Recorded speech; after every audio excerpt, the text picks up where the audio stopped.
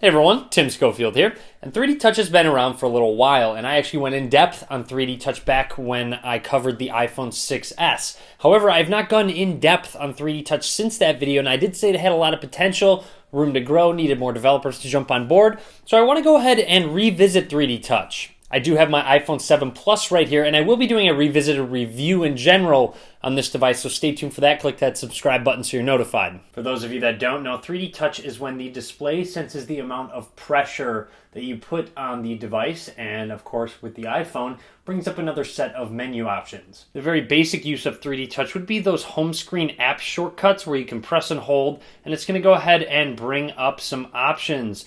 And every single app does have a menu option, even if the developer didn't implement anything. If the developer didn't implement anything, you can just share that specific app on the fly. However, I am noticing more and more developers are starting to add specific 3D Touch features, shortcuts. Right there you'll see with Instagram, Facebook, Twitter, all these developers are now implementing them. So it has come a decent long way. And I do want to make a note that Google even decided to utilize these app shortcuts. You'll see if I press and hold on an app, it's going to bring up a menu option on a lot of different apps. This has actually been implemented in Android 7.1.1 and above. And you'll see trending, subscription, search, depending on the specific app. However, it does not use 3D Touch.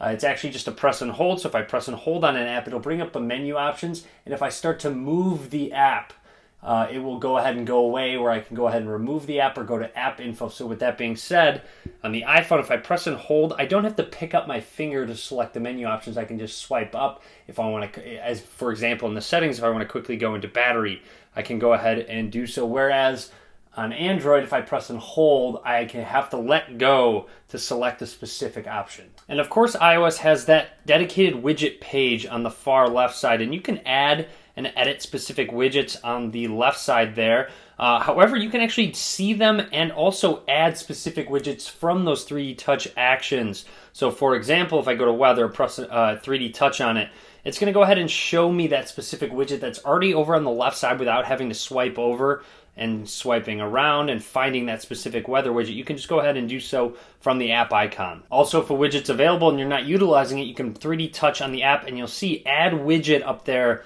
on a specific widget within that mail app or whatever app that you don't utilize a widget for. One of my favorite 3D Touch features is the use of 3D Touch on a folder, especially because on iOS you need to have folders. Your home screen will be way too cluttered if you didn't have folders. So for example, I have a specific Google folder, and you'll see I have 2 pages of apps within this Google folder. Now, with that being said, you'll notice outside I have 33 notifications. So if I 3D Touch on a specific folder, what it does is actually only show the apps that have notifications. So you see Google Photos, Hangouts, and YouTube are all the ones with notifications where I can quickly jump into those apps and see those notifications, whereas before I had to go ahead and tap on the folder, swipe over, find the specific app that I wanted, and then tap on it. So one of my favorite 3D Touch implementations has been the folder notification prioritization, I guess. Another one of my favorite uses of 3D Touch would be text selection. There's multiple ways to utilize this. One being with the keyboard. If I 3D Touch on the keyboard, I can move the cursor with very good accuracy anywhere that I want to. I use this one all the time. Now, if I want to go ahead and select a word, I can go ahead and press on that specific word, and you'll see it gets selected very easily. I can go ahead and act upon it, delete it, start typing, anything that I would like to. And of course, 3D Touch is utilized when you go ahead and select a word. So if I just press and hold on a specific word, it's going to bring up that cursor mover. So that magnification where I can go ahead and move the cursor, and that's just when I'm holding on it. Now, if I go ahead and 3D Touch on a word, it's going to go ahead and select that entire word. So it's just very easy to select an entire word versus moving the cursor. And cursor moving for me is just more accurate on iOS as opposed to Android. It's also worth noting that when you go ahead and delete text, if you 3D Touch on the backspace, it's going to go ahead and delete words very quickly, as you saw. It really got rid of them. Another nice little addition. Another one would be when downloading multiple apps at the same time, you can 3D Touch on them and do various options, one of them being prioritize a download. So if you have multiple ones and you want to get one in and then cancel the rest, you can go ahead and do so. You can cancel it, you can pause as well. Obviously, share is up at the top as well. So that's really nice that if it's go ahead and downloading on your data and you accidentally don't want to update it or download something, you just go ahead and cancel them. Or like I mentioned, you can go ahead and prioritize specific ones as well. Quickly peeking at links is another nice addition where you 3D Touch on a link.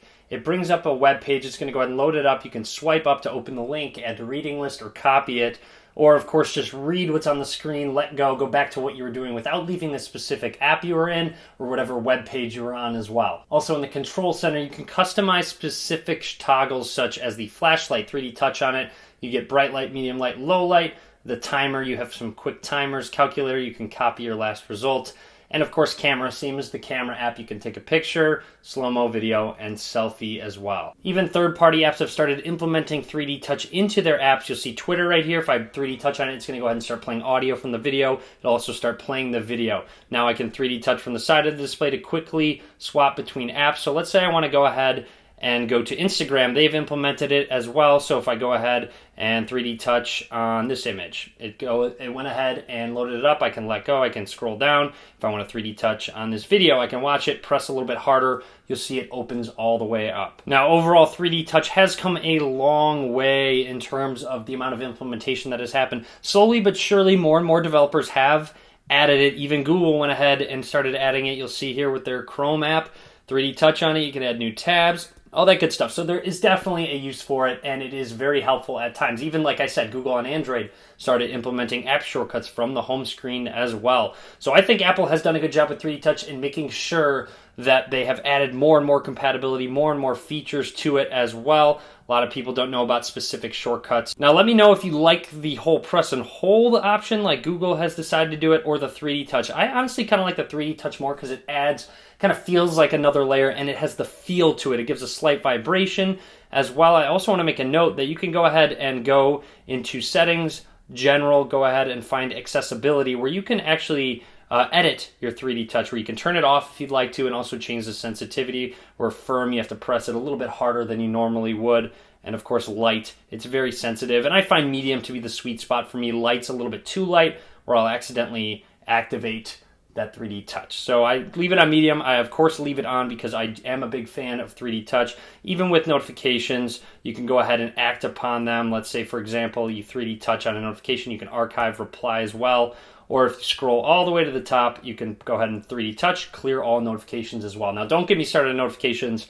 I have a complete video talking about why this phone is not my daily driver at the moment. But anyways, that's about it in terms of 3D touch, how far it's come, and I'm very happy with it, to be completely honest. Let me know what you think. Go ahead and drop a comment. You can go ahead and follow me on social media. All links below. Click that subscribe button. And as always, guys, thank you very much for watching.